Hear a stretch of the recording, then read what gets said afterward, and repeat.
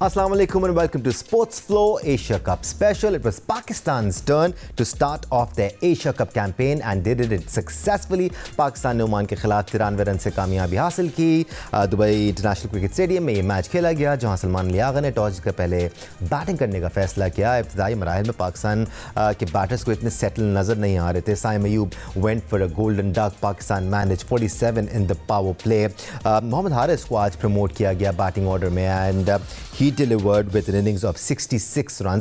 43 गेंदों पर मोहम्मद हारिस ने 66 रन की इनिंग्स खेली। उसके बाद साजिद फरहान जो कि क्रीज पर डटे रहे वो 10 ओवर्स के बाद वापस पवेलियन लौटे।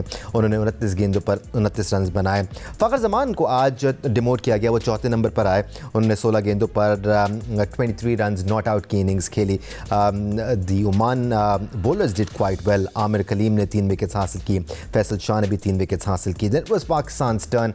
पाकिस्तान ने एक बार फिर स्पिन हैवी ट्रैक खिलाया, बॉलिंग अटैक खिलाया, वो अटैक खिलाया जो हम एक्सपेक्ट कर रहे थे या जो खेलना चाहिए था इन कंडीशंस को मद्देनज़र रखते हुए। पाकिस्तान के लिए फ़हीम अशरफ ने 2, सुफियान मुकीम ने 2 और साइम अयूब ने 2 विकेट्स हासिल किए और ओमान की टीम को 67 रन पर ऑल आउट करके पाकिस्तान ने 93 रन से कामयाबी हासिल करके अपना पहला मैच जीत लिया है। यकीनी तौर पर पाकिस्तान को कॉन्फिडेंस मिला होगा। आज की पिच थोड़ी सी ट्रिकी थी, बॉल बल्ले पर इतनी अच्छी तरह से आ नहीं रही थी। वजह है कि जो हमारा टॉप ऑर्डर है वो बहुत ज़्यादा अग्रेसिव होकर डॉट बॉल्स खेलता हुआ भी नज़र आया। पाकिस्तान की स्ट्रैटेजी कैसी रही, ओवरऑल परफॉर्मेंस कैसी रही, इसी पर बात करने के लिए हमारे साथ मौजूद हैं टेस्ट क्रिकेटर पाकिस्तान के साबिक कप्तान राशिद लतीफ़ साहब, साथ साथ टेस्ट क्रिकेटर सिकंदर बख्श ने भी हमें ज्वाइन किया हुआ है। राशिद भाई, ओवरऑल कैसे देखा आज आपने पाकिस्तान की परफॉर्मेंस को? हम इंडिविजुअली प्लेयर्स पे भी बात करेंगे, बैटिंग लाइनअप, बॉलिंग लाइनअप को डिस्कस करेंगे, बट ओवरऑल परफॉर्मेंस कैसी रही पाकिस्तान की आपकी नज़र में?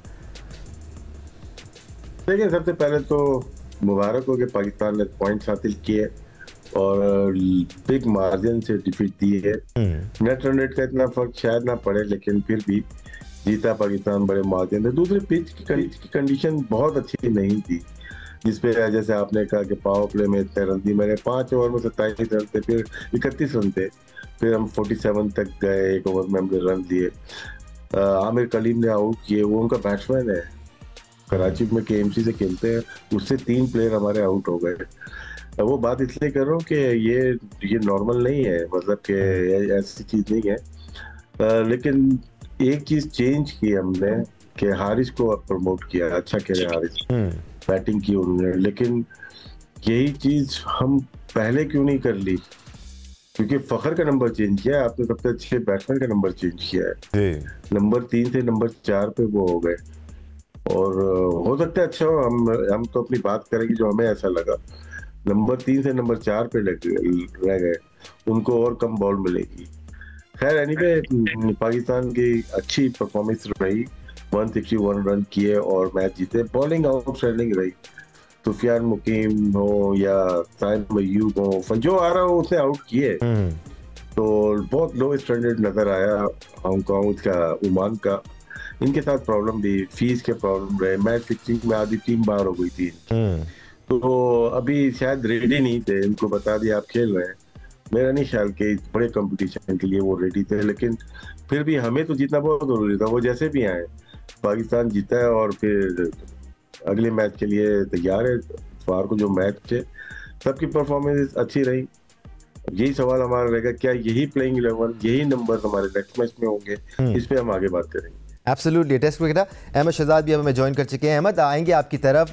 सिकू भाई का पॉइंट ऑफ व्यू भी शामिल कर लेते हैं। We just started by the way, so you are on absolutely on time. पूछ ले सिकू भाई से, पहले पूछ ले सिकू भाई से। मैं आ रहा हूं आपकी तरफ भी। सिकू भाई, overall positive result for Pakistan. 93 run से हमने कामयाबी ज़रूर हासिल की, लेकिन जिस तरह राशिद भाई बता रहे हैं कि ओमान की टीम किन मुश्किलात से गुजरती हुई और किस लेवल पे इस वक्त थी, उसके बावजूद हमारे बैटर्स ने स्ट्रगल किया। वजह क्या थी? हमारी अप्रोच का मसला था या फिर कंडीशंस का मसला था? पिच थोड़ा सा फंस के खेल रही थी, बल्ले पर बॉल नहीं आ रहा था? यार देखो, आज कुछ पहले तो अच्छी जो चीजें हुई हैं, मैं उसका थोड़ा जिक्र करूं। टॉस जीत के बहुत अच्छा हुआ, कोई टीम खिलाई, बहुत अच्छा किया। इसी का हम जिक्र कर रहे थे कि सबको इसी तरह खिलाएं, बहुत अच्छा किया। हारिस को ऊपर भेजा, बहुत अच्छा फैसला था। वो अलग बात है कि फकत थोड़ा सा नीचे हो गए, मगर बहुत अच्छा फैसला था। नया बॉल वो अच्छा खेलता है और उसने रन्स भी कर दिए। चलो अच्छी बात होगी, फॉर्म में आ गया। जैसे मैं बार बार कह रहा था कि इसमें प्रैक्टिस जरूर करें हम लोग। बहुत अच्छा। एक और फैसला जो बहुत अच्छा था कि टॉस जीत के उन्होंने बैटिंग की। अगर वो फील्डिंग वगैरह कर लेते तो पता चला कि जल्दी आउट हो गए, मैच ही खत्म हो जाता। तो ये 3-4 चीजें अच्छी हुई, मगर जो चीज जो नहीं होनी चाहिए थी, जब 10 ओवर हो चुके थे तो पाकिस्तान का 85 for 1 था। अगले 10 ओवर में उन्होंने सिर्फ 75 रन किए और 5 खिलाड़ी आउट हुए। ये चीज इतनी मजेदार नहीं थी। बेसिक वजह ये थी कि हमारी 3-4 विकेटें, मैं हमेशा कहता हूँ कि T20 में जब विकेटें गिरती हैं तो रन स्लो डाउन होते हैं। गलती जो मैं की है आगा ने, वो ये कि वो खुद बैटिंग करने हैं। उस वक्त मैं बैठा किसी से बात कर रहा था तो मैंने कहा यार इस वक्त आगा को नहीं आना चाहिए, उनको स्क्रीन पे दिखा रहे थे पैट किए बैठे हैं। उस वक्त हसन नवाज को आ जाना चाहिए था। आगा को अपने आप को नीचे करते रहना चाहिए था, इसलिए कि आगा उस टाइप का प्लेयर नहीं है, वो इनिंग्स बिल्ड करता है। और खैर एनीवे, हमने जो सेकंड 10 ओवर हैं वो इतने मजेदार नहीं खेले। और एक और बहुत अच्छी बात कि उसने हर एक से ओवर करा लिए। आगा ने सबको 2-2 शुरू में ओवर दिए, उसके बाद सबसे बॉल करा लिए। वहीं मशरफ से भी करा लिए, जो हमारा पांडे है, तो उससे भी करवा लिया। तो it's a good thing, overall good practice. अब देखते हैं कि अगला मैच में क्या होता है। फहीम अशरफ भी बोलते होंगे मुझे किस किस से मिलाया जाएगा। फहीम अशरफ भी बोलते होंगे मुझे किस किस से मिलाया जाएगा। कभी बेन स्टोक से मिला देते हैं, अब सिक्कू भाई ने किसी और से भी मिला दिया है। बट अहमद, ओवरऑल अच्छा रिजल्ट था पाकिस्तान के लिए, and that's what you expect when you playing against a team like Oman. आप पॉजिटिव क्रिकेट एक्सपेक्ट करते हो। ठीक है, कुछ स्ट्रगल्स भी थी जिन पे चले हम आगे चल के बात करते हैं। First of all your initial feedback as पर पाकिस्तान परफॉर्मेंस। देखिए, किसी भी टूर्नामेंट में मेरा मानना है कि आप एंटर करते हैं तो जीत के साथ, जीत बड़ी इंपॉर्टेंट है और फिर कितना कन्विंसिंगली आप जीते हैं। सो आई थिंक ये बॉक्सेस तो पाकिस्तान ने बिल्कुल कवर किया है। एक और बड़ी अच्छी चीज पाकिस्तान ने की है कि मोहम्मद हारिस को जो है ऊपर भेजा। ठीक है, उसने 66 रन की इनिंग खेली है और काफी क्रिटिसिज्म की जद में रहे हैं पीछे, और होना भी चाहिए क्योंकि आप हाईएस्ट लेवल पे जब खेलते हैं तो आपसे एक्सपेक्टेशंस होती हैं और आपको कोई एक्सक्यूज नहीं होता, परफॉर्मेंस करनी चाहिए। लेकिन हमने आपको पहले भी बोला था कि मोहम्मद हारिस कोई कैरन पोलार्ड नहीं है, कोई एंड्रे रसल नहीं है, या तो इस नंबर पे बड़े बड़े जो है रह गए, तो कहीं ना कहीं थोड़ी सी ज्यादती जरूर फील हो रही थी हमें। तो आज वो भी, और देखिए ये भी आसान नहीं होता है करना चाहे कि जब आपका रोल और नंबर डिफाइन नहीं होता है फिर परफॉर्मेंस करना मुश्किल होता है। आप देखें एक बंदे से ऑलरेडी नीचे, उसको अगर ऊपर भी भेजा जा रहा है तो अब उसको ये पता है कि ये मैं अपनी वेंटिलेटर पे हूँ, ये मैं आखिरी सांसें ले रहा हूँ, तो मुझे परफॉर्मेंस करना जरूरी है। और ऐसी पोजीशन पे अल्लाह ताला ने उसको परफॉर्मेंस करवाई है। बड़ा अच्छा हो गया उसके अपने कॉन्फिडेंस के लिए भी, टीम के लिए भी, कि इनका परफॉर्मेंस करना, टीम के कॉम्बिनेशन में फिट बैठना इसलिए जरूरी है कि एक वाहिद कीपर खेल रहे हैं जिनके बगैर बड़ी मुश्किल हो जानी थी। तो आज उन्हें मौका मिला, उन्होंने, पाकिस्तान टीम ने जो अप्रोच है उसको थोड़ा सा देखना है कि या तो अटैक करते हैं तो पहले ओवर में जो है ना अटैक अंधाधुंध कर देते हैं, और आज जब थोड़ा सा प्रेशर में नजर आए तो वो 28-29 गेंदों पे 28-29 स्कोर किया। ये थोड़ा सा अप्रोच उन्हें थोड़ी देखनी है कि आप ओमान जैसी साइड, लेकिन आप इतना स्लो स्ट्राइक रेट से आप नहीं खेल सकते हैं। आप जब सब मीठा मीठा चल रहा होता है, सारे तारीफ कर रहे होते हैं, तब तक तो कॉन्फिडेंस ठीक होता है। तो इंटरनेशनल तो गेम ही प्रेशर का है, अभी तो आप पे स्टार्ट ही नहीं हुए, अभी तो हम आपको सपोर्ट कर रहे हैं, आपकी फेवर में बैठे हैं, आपको किसी ने कुछ कहा नहीं है, और फिर आप इस तरह की नहीं, एक बैलेंस में रह के अपनी क्रिकेट खेलें। कोई बात नहीं, फेलियर्स भी आएंगे, मसला नहीं है, घबराना नहीं है, अपना सर उठा के एक बैलेंस में रखें, पिक एंड चूज करें। लेकिन ये जो सर्कल के लिए आपको रखा गया है, चाहे दूसरा मार भी रहा है, आप बिल्कुल आपका जो रोल है उसी तरह खेलें। हम इंडिविजुअली भी प्लेयर्स को डिस्कस करते हैं। जी सर। अहमद की बात को आगे बढ़ाते हुए, देखिए ये पिच असिस्ट कर ली होगी इन्होंने, हारिस और ये दोनों साथ खेल रहे थे, हवाई फायर बहुत किए शुरू में, 2-3 ओवर आप नोट करें लगे नहीं, बल्ले पे आ नहीं, तो शायद एक दिन दोनों में से एक ने डिसाइड किया होगा कि मैं आराम से खेलता हूँ, और उसमें देखें फरहान लेके गए, रन बॉल लेके गए, क्यों लंबी पार्टनरशिप करनी थी, क्योंकि पिच को आपको 150 पे जाना था ना, तो अगर हम 200 पे जा रहे हैं तो मार के आउट हो सकते थे। मुझे ऐसा लगता है कि टाइमली और सिचुएशन के मुताबिक शायद स्ट्रेटेजी ठीक थी साहबजादा फरहान की, क्योंकि दूसरे एंड से हारिस के लगना शुरू हो गए 6ठे ओवर में, नोट कीजिएगा, उसने अच्छे चौके छक्के मारे, उसके बाद एक कंटिन्यूएशन में चला गया था। नो डाउट आज बैट पे बॉल वैसे नहीं आ रही थी, लेकिन ये फर्स्ट क्लास प्लेयर है, इसको पता है कि अपने आप को कब गेम चेंज करना है। तो हारिस इसने शाहजादा फरहान ने अपनी गेम चेंज की deliberately for the team situation के मुताबिक, मुझे ऐसा लगता है। जी बिल्कुल ठीक कह रहे हैं आपने, सही ऑब्जर्व किया होगा, आई एग्री विद यू। ये जो हम अग्रेसिव स्टाइल ऑफ प्ले की बात करते हैं सिकू भाई, आपको ये तासुर मिला कि बहुत ज़्यादा ओवर अग्रेसिव लग रहे थे हमारे प्लेयर्स, इन अ सेंस कि बहुत आगे बढ़कर शॉट्स खेलने की कोशिश, बहुत ज़्यादा विकेट छोड़ के खेलने की कोशिश? क्या T20 फॉर्मेट में भी आप पैर जमाकर भी हिटिंग कर सकते हैं, या फिर ये सही तरीका है, या अग्रेशन इसी को कहते हैं? मैं जानना चाह रहा हूँ आपसे। ये देखो, मैंने तो बड़े बड़े अच्छे खिलाड़ियों को जो कि टेक्निकली साउंड खिलाड़ी हैं उनको T20 में रन्स करते देखे हैं, वो भी कर सकते हैं, और इनका अपना एक स्टाइल है स्कोर करने का। जैसे साइम को मैं कहूंगा कि उसने बड़ा गलत शॉट मारा, गेंद ऊपर थी, नया बॉल था, उसको एक तरीके से उसने स्वीप शॉट खेल दिया, उसको इस तरह का नहीं खेलना चाहिए था। खैर एनीवे, वो उसका वे ऑफ बैटिंग है, वो मगर उसने बॉलिंग के अंदर बहुत अच्छी बॉल कर दी, उसने अपने आप को बैलेंस कर दिया। जो खेलने का अंदाज है ना, हर एक का अपना अपना अलग है। यहाँ पर जो है ये समझा जाता है कि इस तरह के हमारे ज्यादातर लड़के जो है ना इस वक्त टेप बॉल से खेल के आ रहे हैं, जिसके वजह से उनके में जो ये एग्रेशन है वो एक्स्ट्राऑर्डिनरी एग्रेशन नजर आती है। तो मेरे ख्याल से वो यही उनका स्टाइल है, इसको हम चेंज नहीं कर सकते। यार सिक्कू भाई, अगर टेप बॉल से आते, जिस तरह मैं भी टेप बॉल खेलता था, तो टेप बॉल से मैंने मिस्ट्री स्पिन, तो मैं बड़ा फिंगर होती थी ना, तो मुझे इसका बड़ा फायदा हुआ, मैं जज कर लेता था। मैंडिस को भी जब मैं पहली दफा खेला था तो मैं उससे डिसीव नहीं हुआ साइड मैच में। यहाँ पे मुरली को भी, और भी टीम के अंदर कुछ हाथ प्लेयर थे जो टेप बॉल खेल के आए हुए थे ना, उन्हें ना मिस्ट्री बॉलर इतना तंग नहीं करते थे। लेकिन ये टीम जो है, इनमें से कुछ हाथ प्लेयर टेप बॉल भी आप कह रहे खेले में, लेकिन फिर भी ये स्ट्रगल करते हैं मिस्ट्री पढ़ने में, ये बड़ा सरप्राइजिंग है। ये तो तुम हमारे साथ या तुम्हारे साथ ये एक एडवांटेज था कि हमने भी डोमेस्टिक क्रिकेट बहुत खेली। तुमने भी तो खेले होंगे ना 4 फर्स्ट क्लास मैचेस, तुम्हारे भी 50, 60, 70 मैचेस तो होंगे, ज्यादा हैं? नहीं, कोई 100 के करीब होंगे। तो जो 100 के करीब है तो ठीक ठाक मैच है। जब आप 4 रोजा क्रिकेट खेलते हैं ना, वो बहुत कुछ सिखा देती है आपको, वो टेम्परामेंट, हाथ पैर, मतलब फिंगर्स को किस तरह रीड करना। ये लड़के नहीं खेल रहे ज्यादातर, ये बस इसी पेस पर हैं कि उठा के मारना है, इसीलिए हो सकता है ये फर्क आया हो। इसलिए मैं बार बार कह रहा हूँ कि जो ये सीजन आ रहा है डोमेस्टिक क्रिकेट का, किसी लड़के को एनओसी ना दे और इन सबको पाकिस्तान में डोमेस्टिक क्रिकेट खेलने। सबसे अच्छे बस अब ये देख लें कि राशिद भाई, सॉरी आपको काट रहा हूं, देख लें ये टेक्निकल कमेटी के जो मेंबर हैं, ये बार बार बोल रहे हैं कि इस सारा क्रिकेट बोर्ड बैठ के यार एनओसी की बात कर रहे हैं सिक्कू भाई। टेक्निकल कमेटी हमारी जो है, हमारा सबसे अच्छा जो बॉलर है नसीम शाह, वो सीपीएल में एनओसी लेके जा चुका है, खेल रहा है तो नहीं तो कभी सीजन शुरू नहीं हुआ।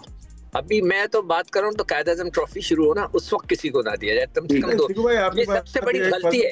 देखो Rashid, I totally agree with you, अगर मूसा गया है तो नहीं जाना चाहिए, इन लड़कों को डोमेस्टिक क्रिकेट खेलनी चाहिए। Right gentleman, as much as I am loving this discussion, ये बड़ा मजेदार डिस्कशन है, और डोमेस्टिक क्रिकेट की जब भी बात होती है ना, तो मैं, मेरी कोशिश होती है कि मैं खामोश होकर सुनूं कि क्या बातें हो रही हैं। But let's come back to the match. अभी आप चुप रहे हैं, अभी हम बात कर रहे हैं आप।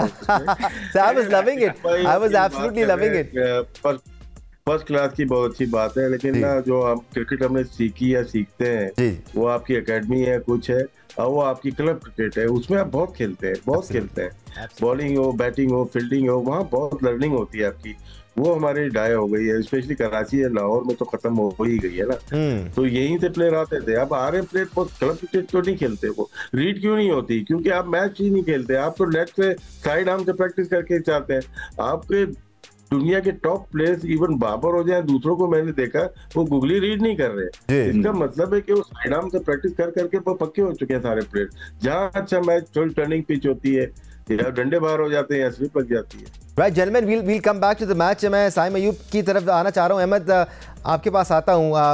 हम अटैकिंग क्रिकेट खेलने की बात करते हैं। सिकू भाई ने ये भी कहा कि हर प्लेयर का अपना स्टाइल ऑफ प्ले होता है। हम दूसरा रीड करने की बात कर रहे हैं, नकल बॉल रीड करने की बात कर रहे हैं, लेकिन ये तो बेसिक्स है ना क्रिकेट की, कि आप आते हैं, आप पहला बॉल खेल रहे हैं, आप कंडीशंस को जज करते हैं, आप नया बॉलर फेस कर रहे हैं, आप उसको रीड करते हैं।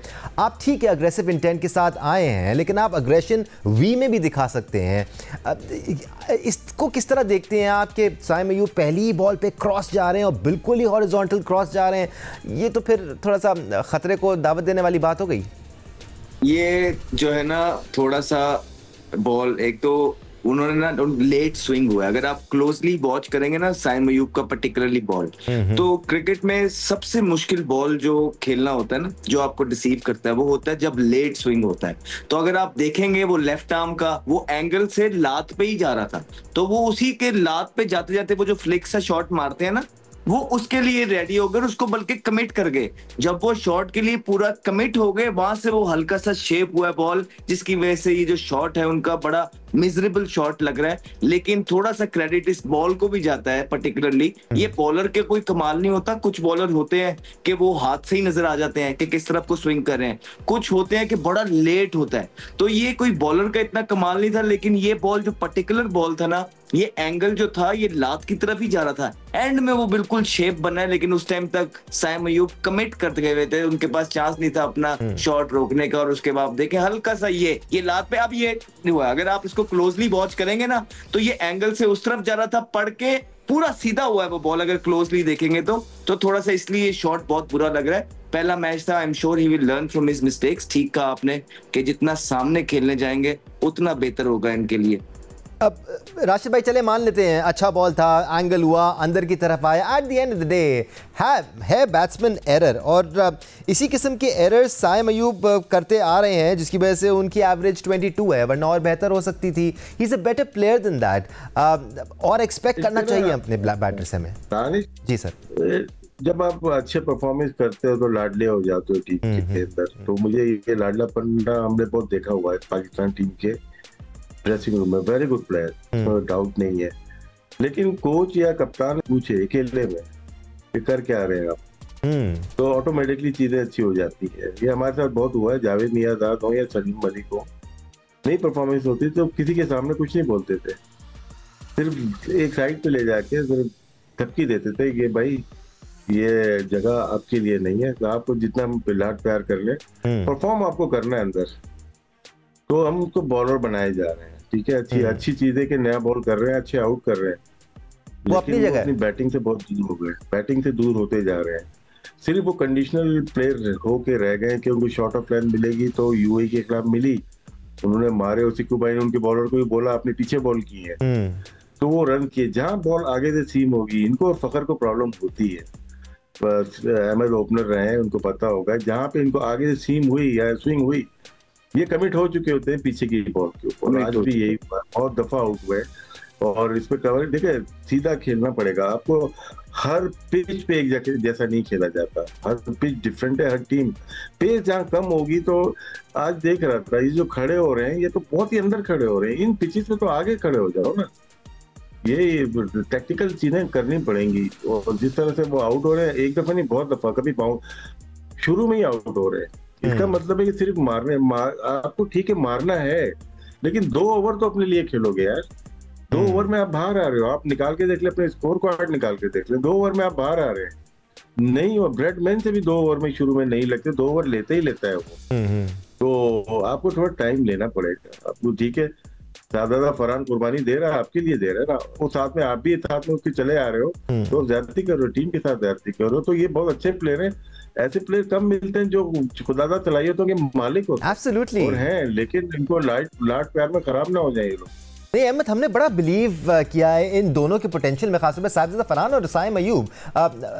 जब से ये पाकिस्तान के ओपनर्स बने हैं, एक उम्मीद होती है कि आपका स्ट्राइक रेट अच्छा रहेगा, आप पावर प्ले में अच्छा स्कोर करेंगे, बट उस तरह दोनों डिलीवर नहीं कर रहे हैं। और बहुत ज़रूरत है हमें कि ऊपर से पावर प्ले में 55-60 रन तगड़े लगे, ताकि प्लेटफॉर्म और बेहतर सेट हो। आपका middle order, lower middle order आपको बेल आउट कर रहा है पिछले कुछ टाइम से। अगर भाई 51 स्कोर भी हो जाता है ना, तो यूएई के अंदर अच्छा है। देखिए एक बात अच्छी की है राशिद भाई ने बीच में, बहुत जबरदस्त बात है कि देख, तो फिर उसको करने दे वो चीज शुरू के अंदर आके। तो जब आप उससे पहले ही आउट हो जाएंगे और एक्सपेंसिव शॉट खेल के आउट हो जाएंगे, तो फिर वो भी फिर इसी तरह खेलेगा जिस तरह वो आज खेला है, ठीक है ना। वो भी फिर 29 बॉल पे 29 करेगा, तो आप उसकी भी बेसिकली जो है ना गेम खराब करें, क्योंकि जब आउट हो जाता है ना तो एक प्रेशर पड़ जाता है, इंसान कहता है कोई अब मैं मारूं या ना मारूं। तो ये बात तो बिल्कुल ठीक है, और बिल्कुल आप सही कह रहे हैं कि हमारे जो पहले 3 बैट्समैन हैं, फखर जमान, उसमें से जो है साहिबजादा फरहान और जो है साइम अयूब, इनको स्टेप अप करना है आज। तो बल्कि कंपटीशन तो देखें और बढ़ता चला जा रहा है, जिस तरह हारिस ने आज इनिंग खेली है, ऊपर जबरदस्त इनिंग खेली है, तो बहुत पॉजिटिव है इस गेम के अंदर, और बड़ी चीजें हैं जो डिस्कस की जा सकती हैं। लेकिन अच्छी बात है कि जब जीत के माइनर सी एडवाइस सीनियर से मिले, जिस तरह राशिद भाई बैठे हैं, सो ये हमेशा हेल्प करती है। और दूसरा मैं एक क्वेश्चन करना चाहूंगा राशिद भाई से। Ahmed, let's hold that question, हम एक ब्रेक ले लेते हैं, ब्रेक से वापस आएंगे, मैं फौरन आपकी तरफ आऊंगा, आप क्वेश्चन थ्रो कर दीजिए। Let's take a break, we will be right back.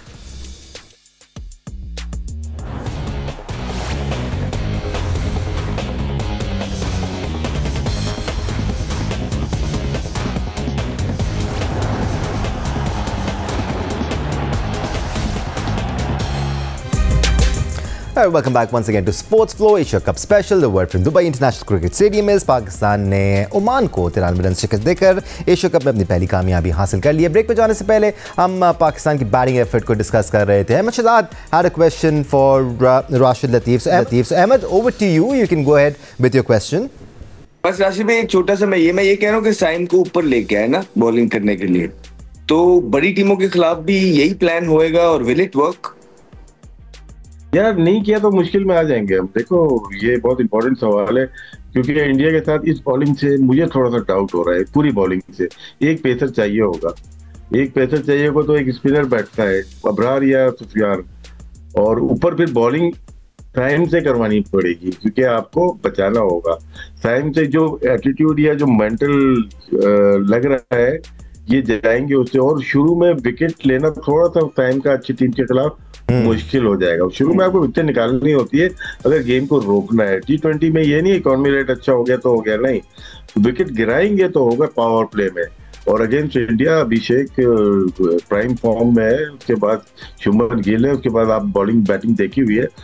हो सकता है ट्रिक कभी कभार चल जाती है, लेकिन अगर रियलिटी में देखते हैं तो गलत फैसला होगा ये। पाकिस्तान ने आइडियल बॉलिंग अटैक खिलाया नहीं खिलाया, हम आते हैं इस पॉइंट पे। अहमद कुछ कह रहे हैं आप? हाँ, मैं एग्री आपसे इसलिए करूंगा कि देखें बड़े मैच के अंदर प्रेशर बहुत ज्यादा होगा, तो बड़े बड़े जेन्युइन बॉलर्स जो है ना वो अपने पैरों में मारने लग जाते हैं। yes. तो कहीं ये ना हो कि वो प्रेशर और वो जो, क्योंकि एक दूसरे की आवाज नहीं आ रही, तो ये ना हो कि वो जो एक ही ओवर है वो मैं मैच में काफी पीछे ले रहे हैं शुरू के। सिक्कू भाई, एक और सवाल बैटिंग ऑर्डर से मुतालिक और पाकिस्तानी बैटिंग से मुतालिक। हारिस रऊफ को आज हमने प्रमोट किया, वो तीसरी नंबर पर आए, उन्होंने डिलीवर किया, 66 रन बनाए। हारिस रऊफ को आपकी क्या एडवाइस हो, मोहम्मद हारिस को आपकी क्या एडवाइस होगी? क्या उनको इसी तरह खेलने दिया जाए, अपने आप को एक्सप्रेस करने दिया जाए, या उनको कहा जाए कि बेटा थोड़ा सा सेटल डाउन हो जाओ, जैसे राशिद भाई कह रहे थे ओपनर्स को कि आप 1-2 ओवर खेल सकते हैं, इजाज़त होती है 1-2 ओवर सेटल होने की, क्योंकि आज भी आपने देखा जहां सेटल हो गए वहां पर बल्ले पर आना शुरू हो गई थी बॉल। देखो हारिस को तो इसलिए भेजा था ना कि पहले ओवर के अंदर साइम आउट हो गया था। अगर हारिस को दोबारा ही मौका मिले, वो जिस तरह, देखो एक जो प्लेयर जिस तरह खेलता है उसका जो क्रिकेट है उसको नहीं ब्लॉक करनी चाहिए। उसके जो शॉट्स हैं जिसपे वो छक्के मारता है उसको वही खेलने दे। उसको बोलेंगे कि आज 2 ओवर रुक जाना फिर बाद में मारना, तो उसका खेल खराब हो जाएगा। तो जो अगर उसकी बारी आती है फिर से, मुझे नहीं पता कि अगले मैच में फिर उसको ओपन कराएंगे या नीचे रखेंगे, आई हैव नो क्लू। अगर वो रखते हैं इसलिए कि उसने 50 किए, रिदम में है, हो सकता है उसको भेजें, वो इसलिए कि वो जब अटैक करता है तो फिर बॉलर भी सोचने पे मजबूर हो जाता है, उसकी लाइन भी खराब होती है। तो अब देखना ये कि वो उसको ही भेजते हैं तो वो अपना गेम खेले, आकर जाकर फिर वो अगर बल्ला सीधा कर ले तो फिर फायदा क्या, फिर तो कोई फायदा ही नहीं हुआ ना। तो इसलिए बेहतर है कि उसको वैसे ही खेलने दिया जाए। अगर जो फास्ट बॉलर खिलाने की बात हो रही है, अगर हमने फास्ट बॉलर पहले खिलाना था तो उसको फिर खिला के प्रैक्टिस करा देते ना थोड़ी सी। हमारे बॉलर तो फिट ही खा रहे हैं, तो मेरा थोड़ा सा कॉन्फिडेंस अपने बॉलर्स पे हिला हुआ है। तो मैं समझता हूँ कि हमें इसी तरह यही टीम को लेके चलना चाहिए। फहीम अशरफ ने बुरी गेंद नहीं की, उसका रिदम लग रहा था, वो टीम अच्छी है, वो ज्यादा उनकी हिटें लगेंगी, सब कुछ है, तो आपको इस चीज की तैयारी करनी पड़ेगी, ये इसी तरह खेलना है। और टॉस जीते तो मेरे ख्याल से इंडिया के खिलाफ पहले हम बॉलिंग कर लें तो अच्छा है, कि जो भी फायदा है इस पिच का उठा सकते हैं वो उठा लें। चलिए एक सवाल और बनता है इस पे कि फखर जमान का क्या स्टेटस है? मैं आ रहा था इसी पे क्या नहीं मैं आ गया, पहले आ गया। बिल्कुल सर, 100 बिस्मिल्लाह। हारिस आया, हारिस में परफॉर्म करे, क्या वो दो बंदों की बैटिंग, दो बैट्समैन की बैटिंग कर सकता है? फखर की बैटिंग भी इनको ही करनी पड़ेगी, क्योंकि फखर जितना लेट होंगे उतना हमारे लिए मुश्किल होगा। वो सबसे की बैट्समैन रहा है। कितना फर्क इसमें हारिस का और पाकिस्तान टीम का तो बेनिफिट लग रहा है, लेकिन फखर को आप कहाँ देख रहे हैं? आप तीनों तो सवाल है। देखिए फखर का ये है ना कि अब हम इतनी देर से ये बोलते रहे कि जब बाबर रिजवान के होते हुए नंबर 4 पे वो जा रहे थे कि जी फखर को ओपनर लेके आओ, ओपनर लेके आओ। अब राशिद भाई उसको ओपनर भी तो लेके आते हैं, तो उसमें कोई कंसिस्टेंसी या कोई इस तरह की एक आधी इनिंग उसने अभी खेली है, तो वो इस तरह की तो नजर आ नहीं रही है। तो फखर को खुद भी तो अब अपना सोचना है ना कि उसको कहाँ खेलना है भाई, उसको कहाँ फिट करें। अगर तो इतने ही कोई वो जबरदस्त खेल रहे होते हैं टीम के लिए, तो कौन किसने भला उनके नंबर पे छेड़खानी करनी थी? तो फखर को थोड़ा खुद भी अपनी परफॉर्मेंस को भी देखना है कि अगर उनके नंबर के साथ बार बार छेड़खानी हो रही है तो उसकी कोई वजह है, क्योंकि वो अभी तक T20 के अंदर अपनी जगह, अपनी पोजीशन शायद सीमेंट ही नहीं कर पाए। इसका मतलब ये हुआ कि ये अगर टूर्नामेंट खुदा ना खास्ता अच्छा नहीं जाता है तो फखर अपनी जगह छोड़ देंगे और उनकी जगह हारिस ही परमानेंट आ जाएंगे। सर मुझे लगता है कि आपके बहुत सारा प्लेयर के लिए अगर खुदा ना ख्वास्ता ये टूर्नामेंट अच्छा नहीं जाता, क्योंकि बचत इसलिए हो जाएगी कि आगे वर्ल्ड कप लगा हुआ है, लेकिन तो वहां पे थोड़ी सी बचत हो सकती है कि साथ साथ है दोनों चीजें। अदरवाइज वर्ल्ड कप के बाद बहुत सारी चीजें जो है ना क्लियर हो जाएंगी। सर सर बिल्कुल बिल्कुल, मैं एंजॉय कर रहा हूँ। आगे जाके ना 18-19 मैचेस आ रहे हैं, T20 और वनडे बहुत सारे मैचेस आ रहे हैं। अभी फॉरेन ही है, साउथ अफ्रीका, श्रीलंका, अफगानिस्तान सब आ रहे हैं। क्या फखर कंटिन्यू करेंगे, इतने मैचेस खेल सकेंगे? तो वही बात है ना कि जो अभी जो अहमद कह रहा है उसकी बड़ी लॉजिकल बात है कि फखर जो है वो एक पुराना प्लेयर है, एक सीजन प्लेयर है, तो उसने अभी तक जगह अपनी पक्की नहीं की। वो सेक्रीफाइस कर रहा है, which is a good thing. वो सेक्रीफाइस कर रहा है ना, वो अपने आप को ये नहीं कह रहा है कि मैं खेलूंगा तो ओपन खेलूंगा वरना मैं नहीं खेलूंगा। वो अपने आप को सेक्रीफाइस कर रहा है, नीचे आ रहा है, तो उसके ऊपर बहुत ज्यादा प्रेशर पड़ेगा कि वो रन्स करे, और उसमें प्रेशर तो होगा। देखते हैं क्या होता है। इसलिए कि मेरे हिसाब से ये तीनों प्लेयर जो है, फरहान, हारिस और साइम, इनको ऊपर रहना चाहिए ताकि उनके बल्ले पे गेंददारी फखर के अभी तक आई नहीं है। तो लेट्स सी क्या करते हैं फैसला। लेकिन राशिद भाई, आपको नहीं लगता जो अप्रोच पाकिस्तान टीम मैनेजमेंट की चल रही है कि आपने ऑल आउट जाना है, आपने चौथे गियर में रहना है बॉल नंबर 1 से, ऐसे में ये भी होगा आपके साथ कि आपकी विकेट जल्दी गिर जाएंगी, 3-4 ओवर में आप 2 डाउन 3 डाउन हो सकते हैं। Then it doesn't matter if Fakhar is coming at 4। नहीं, विकेट गिर गई तो मैच ही गिर गया ना, फिर तो छोड़ दें आप। मैं बात इस मैच की, यहाँ तो खेलेंगे वो इंडिया के खिलाफ ही खेलेंगे आगे भी। मैं अगले 18-19 मैचेस जो होने, वनडे और T20 होने, उनकी मैं बात कर रहा हूँ। अगर वो पूरा खेलेंगे, क्या वो खेल सकते हैं? इतनी फिटनेस है, और वो खेलने के बाद वर्ल्ड कप में जा सकते हैं? ये बहुत क्वेश्चन है उनके लिए, इसलिए पूछ रहा हूँ क्या उनको रोक के खिलाया जाएगा? ये टूर्नामेंट हो गया, मैं आगे की बात कर रहा हूँ, क्योंकि हारिस जिस तरह से खेल रहे हैं मुझे लगता है कि ये परमानेंट नंबर है उनका।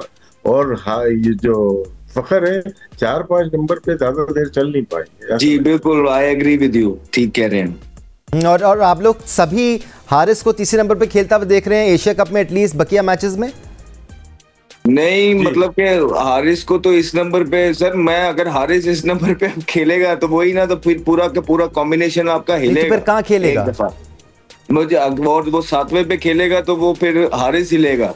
तो मुझे नहीं समझ लग रही कि हारिस कहाँ खेलेगा कहाँ नहीं खेलेगा, लेकिन ये है कि दुआएं हैं हमारी के जो जहां भी खेले, जो भी खेले, अल्लाह करे वो परफॉर्मेंस करे। ठीक है, नंबर पे खेलता है तो फखर। दानिश जी सर, दानिश जी, ये हो सकता है कि हारिस को मेंटली तौर पे ये तैयार रखा जाए कि शुरू की अगर कोई विकेट गिरेगी तो यू आर गोइंग इन, उसको तैयार करके रखा जाए। खुदा ना करे, अल्लाह ना करे कि शुरू के 1-2 ओवर के अंदर कोई आउट हो जाता है हमारा ओपनर नया बॉल पे, तो फौरन उसको भेज दिया जाए। अगर 5-6 ओवर निकल गए तो फिर उसको होल्ड कर लिया जाए, फिर फखर को भेजा जाए।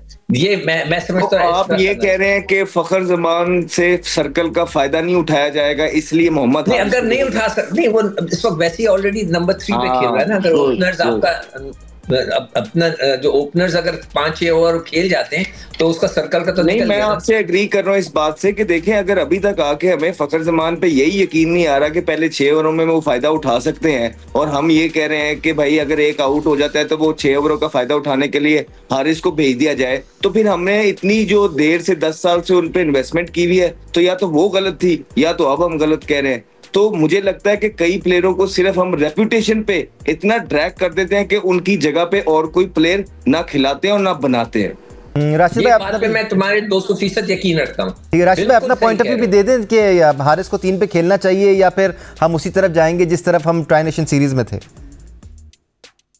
3 नंबर पे हारिस खेलता है तो फखर को मुश्किल है, 7 नंबर पे हारिस खेलता है तो हारिस को खुद को मुश्किल है। ये है, हम कंप्रोमाइज टीम बन रही है। अभी भी हम लोग सुबह भी बात की थी दोपहर में, 10 प्लेयर ठीक है, एक प्लेयर की जगह अलग बनती है।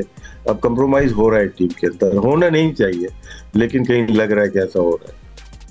राइट जेंटलमैन, थोड़ा सा आपके अपने बॉलिंग अटैक पे भी आ जाते हैं। आज ओमान के ख़िलाफ़ हम क्या ही अपने बॉलर्स की बात करेंगे, they showed a lot of discipline, but हम ये ज़रूर बात कर सकते हैं कि जो अटैक हमारा खेल रहा है, क्या हम यही अटैक खेलता हुआ देख रहे हैं आगे? सिकू भाई, आपकी नज़र में यही अटैक खेलेगा या फिर एक हारिस रऊफ की जगह बनती है? We briefly talked about this at the start of the show.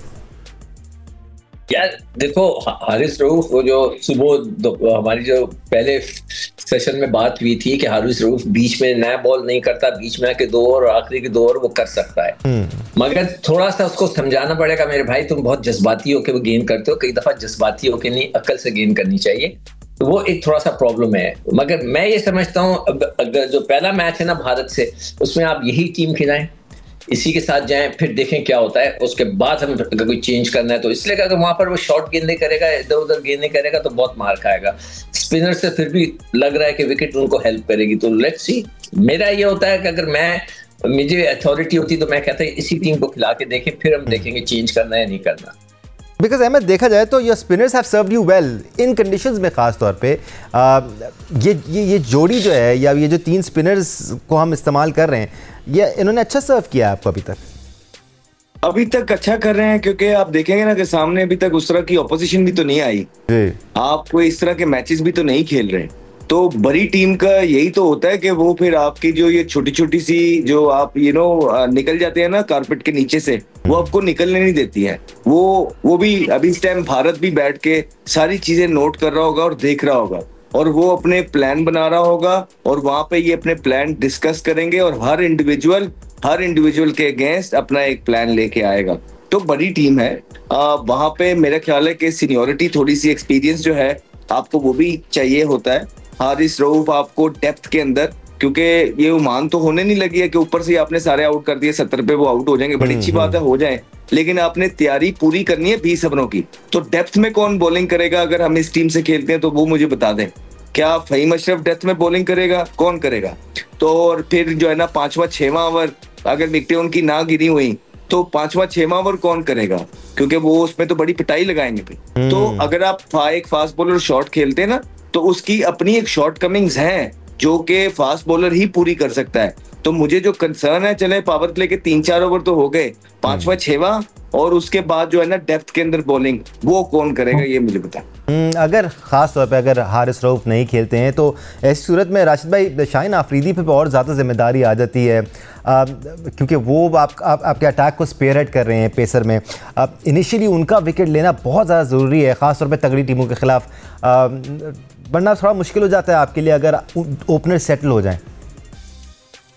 देखिए, ओवर उनको 4 ही करने हैं, जैसे वनडे है नहीं कि 10 ओवर करने, 3 स्पेल है या टेस्ट मैच है 4 स्पेल आपने कर लिए, करने 2 ओवर ये शुरू के करते हैं, फिर बीच में जब जरूरत पड़ती है या आखिर में करनी है।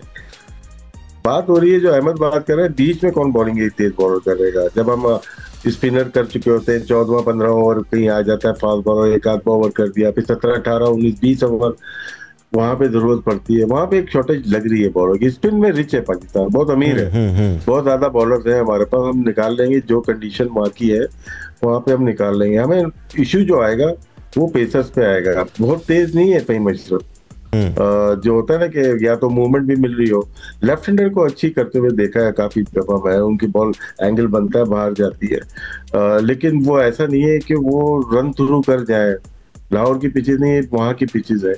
तो इसीलिए लग रहा है कि हो सकता है यार स्पिनर्स पे भी चलता है सारी चीजें, लेकिन फिर भी ऑप्शन होना चाहिए हमारे पास, एक फास्ट बॉलर का ऑप्शन होना चाहिए जरूरत पड़ने पे, कि अगर रिवर्स हो गई या हमने खुद ही कर दी रिवर्स, तो वहां पे एक आखिर में जरूरत तो होती है। स्पिनर पे लग जाते हैं चक्के, अगर आप सेकंड बॉलिंग कर रहे हैं, सेकंड बॉलिंग अगर कर रहे हैं, वहां पे ओवर फंस रहे हैं आपके 17-18 ओवर फंस रहा है, वहाँ एक स्पिनर को लेके आना है, तो टारगेट अच्छा प्लेयर उसी को करता है। जैसे विराट कोहली ने 2022 में मेलबर्न में किया था, वो आखिर तक डीप चला गया ना, उनके आखिरी ओवर कौन करेगा, नवाज करेगा, कर लेंगे 22 रन भी कर लेंगे, 20 रन भी कर लेंगे। तो वहां पे एक फास्ट बॉलर की कमी थी, जो 3 वर्ल्ड कप मिस किए फहीम अशरफ ने, वहां पे उनको होना चाहिए। तब लंबी बात हो जाएगी, लेकिन मुझे ऐसा लगता है कि एक फास्ट बॉलर मिसिंग है। बेशक मिड स्टेजेस में सिकू भाई हमें मिसिंग लगता है एक फास्ट बॉलर, और we need an option there. But मैं एक बार फिर शाइन की तरफ आऊँगा। इनिशियली नई बॉल के साथ ऊपर से पाकिस्तान को विकेट मिलती थी, तो हम मिड स्टेजेस में थोड़ा और प्रेशर एक्सर्ट करते थे। आपको लगता है ये एक चीज़ मिसिंग है, या आप खुश हैं पाकिस्तान के बॉलिंग अटैक से इस वक्त जिस तरह वो ऑपरेट कर रहा है? नहीं, मैं इस लिहाज से खुश नहीं हूँ कि मैं भी समझता हूँ कि एक अच्छा तिखा बॉलर जो पहले हमारे पास होते थे उनमें से कोई होना चाहिए था, कोई अच्छा मजेदार किस्म का। नसीम शाह भी पता नहीं किधर चले गए, वो उनमें मैं एक्सपेक्ट कर रहा था कि वो बनेंगे, मगर वो नहीं बन सके। अब इनके ऊपर ही है, अगर खिलाने के जो चॉइस है हमारे पास, हसन अली तो नहीं, अगर खेलेगा तो फिर हारिस रऊफ ही खेलेगा। हमने वसीम जूनियर को लेकर गए, वो घूम रहा है फिर रहा है, उसको खिलाया ही नहीं, उसको भी खिलाकर देख लेते, इतना अच्छा मौका था। मगर खैर एनीवे छोड़े, इस बात को पुरानी हो गई। अब हारिस रऊफ का देखें, दो बात वो जो कर रहा है कि आखिरी अगर शुरू में हमने बॉलिंग की, उन्होंने पहले बैटिंग की और मैच फंसा थोड़ा, तो वो जो 18वां ओवर होगा, 18 और 20 तो वो करा लेगा शायद, 19वां और 17 ओवर जो है ना बड़ा हमारे पर भारी पड़ेगा, तो वो देखना तो है। मगर फिर कॉन्फिडेंस थोड़ा सा शीकी हुआ है हारिस रऊफ पे। ऐसा लगता है अहमद कि टीम मैनेजमेंट ने सुफियान मुकीम को आइडेंटिफाई किया हुआ है, ये 13वें ओवर से 17वें ओवर तक के एक मार्जिन के लिए। आपको लगता है कि सुफियान मुकीम यहाँ पर यूज़ होंगे, और फिर फ़हीम अशरफ है इनके पास वो 17वें और 19वें ओवर के लिए अलॉन्ग विद शाहीन शाह अफरीदी? ये मतलब पहले तो यार अलॉन्ग विद शाहीन शाह अफरीदी जो आप बात करें ना, शाहीन शाह अफरीदी को खुद भी जो है बड़ी जबरदस्त परफॉर्मेंस देनी पड़ेगी। ये इसीलिए बार बार पूछ रहा था। आप अगर रिसेंट पास में आप देखेंगे तो शाहीन डेप्थ में खुद भी स्ट्रगल करते हैं। नए बॉल पे तो चले, फिर भी कहीं ना कहीं वो हो जाते हैं, तो उनको अभी अपनी भी जो है ना फॉर्म रीगेन करनी है। और अगर शाहीन पे ही सारा प्रेशर डाल देंगे तो उनके साथ भी ज्यादती हो जाएगी, क्योंकि उनपे और प्रेशर आ जाएगा। तो एटलीस्ट थोड़ी सी सपोर्ट तो रहती है ना इंसान को, कि हाँ यार चलो मैं अकेला नहीं हूं, मेरे साथ ये भी है, मौजूद है अंदर, तो एक पार्टनर तो होता ही है।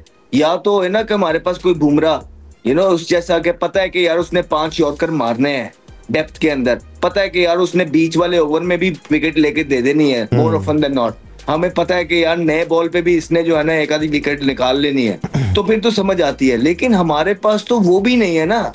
तो यही मैं बात कर रहा हूँ कि जिस तरह सिक्कू भाई ने शुरू में बात की थी ना कि हमारी जो बॉलिंग है वो एक कंसर्न है, उसकी कुछ वजूहात हैं। वो ये है कि कोई परफॉर्मेंस ज्यादातर है ही नहीं, इक्का दुक्का मैच में हो गई तो हो गई, लेकिन क्योंकि वर्ल्ड कप है और एशिया कप है तो हमें जाहिर बात है हमने तो अपनी टीम को उठा के लेके चलना है।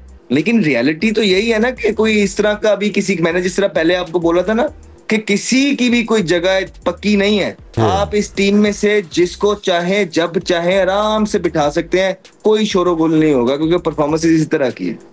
इसी बात पे सलमान अली आगा की बात करनी ज़रूरी है राज लतीफ़ साहब, ख़ास तौर पे अगर ये सेटअप रहता है, तीसरे नंबर पे हारिस आते हैं, चौथे नंबर पे फ़खर आते हैं, फिर आज भी ये बात हो रही थी कि 5वें नंबर को सलमान अली आगा को नहीं आना चाहिए था, हसन नवाज़ को आना चाहिए था। ये इशू मोर ऑफन रहेगा आपको अगर यही वाला सेटअप रहता है। तो अगर वो चौथे नंबर पर आ रहे हैं फिर तो शायद आप उसी तरह चलेंगे जिस तरह आप ट्राई नेशन सीरीज़ में चल रहे थे। सलमान ज्यादा देर रुकते, ज्यादा बॉल खेलते, जाया करते तो उस पर बात हो सकती है। वो पहले गेंद पे ही आउट हो गए फुल टॉस पे, उसमें इतनी बनती नहीं। बात आपकी ठीक है कि हसन नवाज को खिला सकते हैं, लेकिन ठीक है इतना फर्क नहीं पड़ा उस पे पर, क्योंकि वो आउट हो गए। सवाल एक और ध्यान में फास्ट बॉलर के आ रहे हैं, हम बहुत सारे लेके गए। अगर हम एक फास्ट बॉलर लेके आ जाते हैं, हारिस को लेके आ जाते हैं, तो 2 और बार बैठे हुए हम एक और को अंदर लेके आ जाते हैं, 3 और बाहर बैठे हुए हैं। मतलब कि अगर शाहीन खेलते हैं और हारिस खेलते हैं तो बाहर हसन अली है, बाहर वसीम है, बाहर सलमान मिर्जा है। अगर 3 को भी खिला दे फिर भी हमारे पास 2-1 बाहर ही बैठे रहेंगे। स्पिनर अगर खुदा ना खास्ता किसी को कुछ हो जाए, अबरार को या सुफियान को, तो स्पिनर कौन बाहर बैठा हुआ है, ये एक ट्रिकी बन जाता है। खुशदिल नहीं, ऑलराउंडर है। खुशदिल की स्पिन नहीं होती, वो स्लो बॉलर है, आप कह सकते हैं, स्पिन नहीं होती। और बहुत प्लेयर अच्छा है, वनडे का गुड प्लेयर है। लेकिन अगर हम देखें फास्ट बॉलर इतने ज्यादा सिलेक्ट किए हैं, क्या रीजन हो सकती है कि दुबई जा रहे हैं, बहुत सारे फास्ट बॉलर लेके जा रहे हैं। यहाँ पे स्पिनर बना सकते थे और ज्यादा लेके जा सकते थे। क्या पिच में भी चेंज हो इंडिया वाले मैच में? स्क्वायर पे थोड़े ग्रीन तो है, ग्रीन विकेट मिल सकती है या नहीं मिलेगी, थोड़ी सी घास वाली, ये भी हो सकता है ना। हम लोग ध्यान में हम स्पिन कर रहे हैं, वहाँ पिच ही चेंज हो जाए। सिक्कू भाई, क्योंकि ये डिस्कशन भी आज हो रहा था कि क्या इंडिया वाली पिच डिफरेंट थी और फिर पाकिस्तान और इंडिया का जो मैच होगा उस पर अगर सिमिलर पिच होती है। खैर, प्रोग्राम का टाइम भी ख़त्म हो गया हमारे पास। तो सिक्कू भाई, इस बारे में हम नेक्स्ट शो में ज़रूर कंडीशंस के हवाले से और किस किस्म की कंडीशंस होती हैं तो फिर पाकिस्तान को किस किस्म की स्ट्रैटेजी के साथ आना होगा। सिकंदर बख्त, आपका बहुत शुक्रिया हमें ज्वाइन करने के लिए। हमें शहजाद राशिद लतीफ़ साहब, आपका भी शुक्रिया हमें ज्वाइन करने के लिए। Pakistan is facing of against India on the 14th of September। कल एक बहुत बड़ा मैच होने वाला है बांग्लादेश और श्रीलंका की टीमों के दरमियान। बड़ा मैच इसलिए है क्योंकि जो जीतेगा वो एक स्टेप और करीब आ जाएगा अगले फेज़ में जाने के लिए। आज के लिए स्पोर्ट्स से इतना ही, अपना ख्याल रखें। Thank you for watching. अल्लाह हाफिज़।